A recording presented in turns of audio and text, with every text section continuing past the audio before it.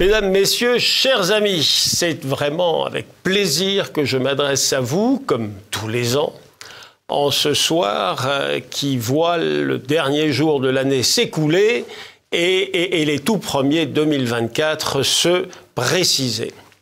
En fait, je voudrais évoquer avec vous deux sujets qui me paraissent absolument centraux en cette époque que nous vivons.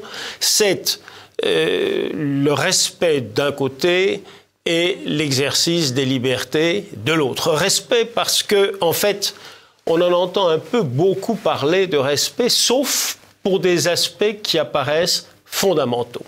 Le premier, par exemple, c'est de respecter son environnement, la nature, l'insertion de l'homme dans le monde du vivant, c'est de faire en sorte que les grands équilibres puissent perdurer. Or, la chaîne technologique absolument terrifiante ou qui se précise comme telle réussit par des manipulations à entamer l'originalité du vivant. D'un autre côté, les principes d'écologie, de rapport au vivant, je ne parle évidemment pas des traîtres à l'écologie qui sont les Verts à l'évidence, voudraient que parmi les équilibres, l'équilibre démographique soit préservé. Or, nous allons aux extrêmes, puisque d'un côté, les comptoirs péri-chinois, genre Hong Kong ou à côté la Corée du Sud, sont à un taux de fécondité de 0,7 ou 0,8 enfants par femme, c'est-à-dire le tiers du renouvellement de leur population. En Europe, on n'en est pas très loin, on fait mieux, mais guère mieux. Et d'un autre côté, l'Afrique subsaharienne, où une partie importante d'entre elles est toujours entre 4,5, 5, 6, 7, 8 enfants par femme. On est là donc dans un rapport de 1 à 10 qui constitue un déséquilibre en un seul mot, majeur du monde présent et à venir et qui est gros non seulement de phénomènes migratoires, mais de phénomènes de civilisation et de choc. Et puis, si l'on veut parler toujours de respect, le développement des armes sales, parmi lesquels des laboratoires de recherche bactériologique dont on peut soupçonner éventuellement que soient issus des drôles de choses qui ont donné une maladie significative. Et puis, sous prétexte du réchauffement climatique, on voit de plus en plus se dessiner les armes météorologiques, c'est-à-dire qu'on en est au point de se dire il y a réchauffement. S'il y a réchauffement, on ne va pas y arriver de manière naturelle, humaine et de contrôle. Et donc, qu'est-ce qui va se produire? Eh bien, pour limiter ce réchauffement, on va commencer à intervenir sur le temps qu'il fait, sur les pluies, les orages, les tempêtes, la luminosité et que sais-je. On est donc dans un processus, là encore, de non-respect des grands équilibres, non-respect qui est gros de problématiques importantes à venir. Et à propos de ces armes sales, je veux simplement faire observer que l'adage courant qui consiste à dire, voyons, dès le moment où l'homme a une découverte, dès le moment où il trouve quelque chose, alors on ne freinera jamais son emploi. Je trouve que sous une apparence logique, imparable, cela contient une contre-vérité évidente. Par exemple, si vous prenez la réalité des armements atomiques, leur limitation a été efficace et surtout, concrètement, depuis 80 ans, 78, depuis que seuls au monde, seuls les Américains s'en soient servis à des fins militaires, seuls au monde, la pratique fait que, qu'il n'y a plus du tout eu depuis de batailles, de guerres avec l'emploi de la bombe ou des données atomiques. Donc en fait, on peut, si on le veut, contrôler, on peut limiter, encore faut-il le vouloir. Et puis, si l'on veut parler de respect, quoi de mieux, quoi de plus à respecter que l'identité des gens, l'identité des peuples?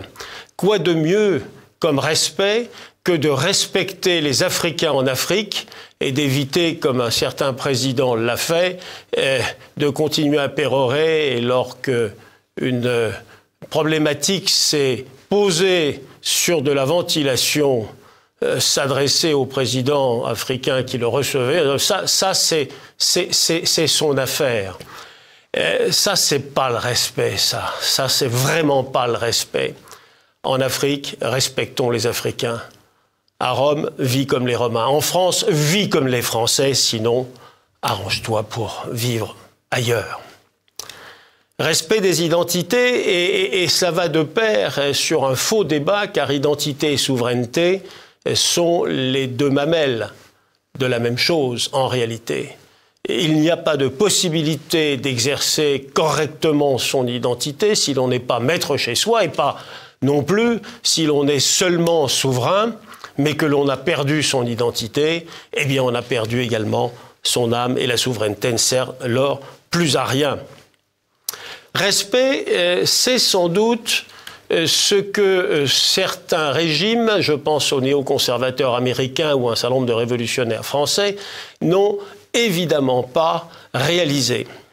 Car intervenir par une sorte d'hégémonie mondiale, en tout cas non contestée depuis 30 ans dans le monde entier, en y créant des catastrophes qui vont du Vietnam à la Corée, de la Syrie à l'Irak, des pays d'Amérique latine et bien d'autres, est-ce respecter l'humanité? Est-ce que les néoconservateurs de l'État profond américain, en engageant au travers de l'OTAN des guerres partout et toujours, respectent les autres? Je vous laisse le soin de la réponse. Cette incroyable prétention à vouloir diriger et dominer le monde et à savoir pour les autres ce qui est bien pour eux, c'est exactement la définition de l'absence de respect. Peut-être n'est-ce pas très étonnant de la part d'un pays qui s'est construit dans l'irrespect des populations précédentes et qui a comporté jusqu'à 2 millions de prisonniers, faisant de lui l'un des pays les plus violents à l'intérieur comme à l'extérieur du monde. Liberté maintenant.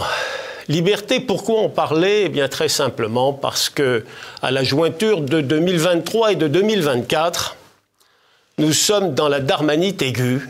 Nous sommes dans un syndrome assez curieux qui voudrait que tout ce qui bouge doit être dissous ou toute manifestation doit être interdite, y compris les hommages que certains, assez nombreux et dans beaucoup de villes, ont souhaité exercer, ont souhaité délivrer par rapport à l'horrible meurtre de la petite ville de Crépol.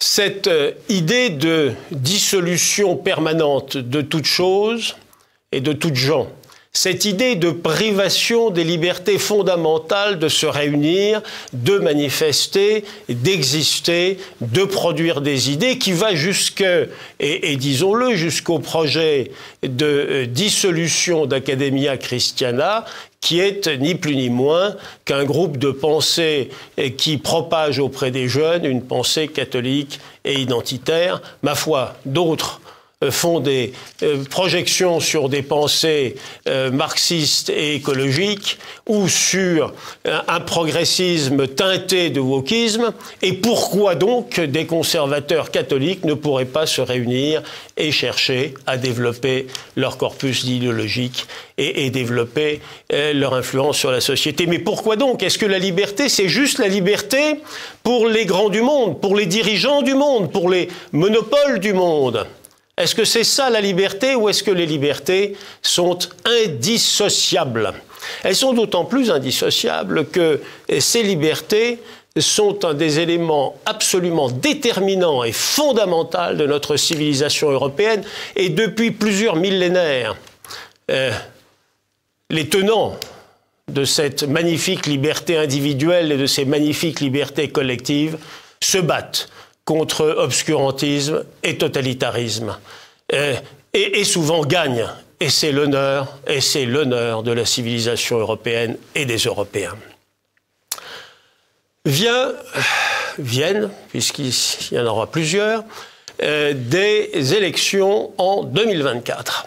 Élections qui peuvent permettre aux États-Unis, puisque ce sera le grand pays en fin d'année à sujet à élection, qui peuvent permettre de renouer avec la toute petite parenthèse de 4 ans que le prédécesseur du vieux Biden a réussi à accomplir, c'est-à-dire d'ouvrir pour la première fois pendant 4 ans aucun conflit dans le monde. Et si cette parenthèse se renouvelait, là, c'est vraiment un vœu que je voudrais prononcer à l'occasion de ces élections américaines et à l'occasion des élections européennes. Et si l'Europe reprenait conscience d'elle-même, et si l'Europe reprenait conscience de son identité, de ses qualités éminentes, de ses cerveaux, de sa beauté, de ses capacités esthétiques et éthiques, et si l'Europe reprenait le destin des Européens en main, eh bien cela fera l'objet, bien sûr, du vote des élections européennes dans tous les pays qui y sont soumis. Et puis enfin, je voudrais conclure sur des vœux plus classiques, j'allais dire des vœux stricto sensu, et m'adresser plus particulièrement à ceux qui sont frappés pour des raisons les plus diverses par la solitude. Je voudrais leur dire que la solitude, c'est quelque chose à laquelle on ne doit pas s'habituer, on ne peut pas s'habituer, et je forme avec eux des vœux pour qu'ils puissent se réinsérer dans un échange humain de qualité indispensable à l'épanouissement de la vie humaine. Et puis, puisque l'on parle de vie, eh bien, un autre vœu, dans un pays et dans un continent qui ne fait plus beaucoup d'enfants, qui ne respecte pas beaucoup la vie, peut-être en 2024, quelques virages peuvent être pris. Peut-être on peut retrouver cet instinct de permanence, cet instinct qui fait qu'on va planter un arbre sans pouvoir le voir évoluer, mais qu'il sera pour le reste du monde après soi, et que soi n'est pas la fin exclusive du monde, que l'on n'est pas le nombril, le sel de la terre, et que l'on n'a pas le privilège, soit individu, de tout. En fait, tout ça se complète. La solitude ou briser les solitudes, c'est également un des aspects de la vie. Et enfin, pour TV Liberté, que j'ai l'immense bonheur d'avoir créé il y a plus de 10 ans et de présider encore, et grâce, et je tiens à le dire, grâce à l'énergie, au dynamisme et à la qualité de l'ensemble des collaborateurs, orchestré par le maestro que vous connaissez tous, Martial Bild, eh bien, je souhaite à TV Liberté, mais je souhaite d'abord à ses téléspectateurs, je souhaite à tous ceux qui s'intéressent à la culture française, à la civilisation européenne, qui s'intéressent à l'avenir, qui s'intéressent aux équilibres, qui s'intéressent aux origines grecques, romaines et chrétiennes de nos pays. Je souhaite à tous une excellente année 2024, vraiment du fond du cœur.